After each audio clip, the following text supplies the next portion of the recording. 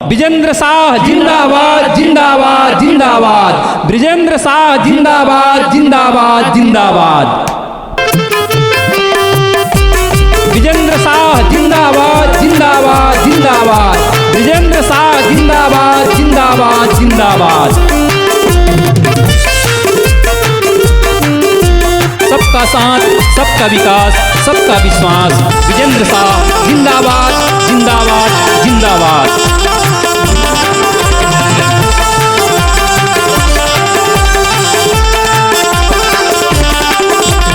बरगद पेड़ छाप मोहरे लगाना है, भाई ब्रिजेंद्र शाह जिताना है। बरगद पेड़ छाप मोहरे लगाना है, भाई ब्रिजेंद्र शाह जिताना है।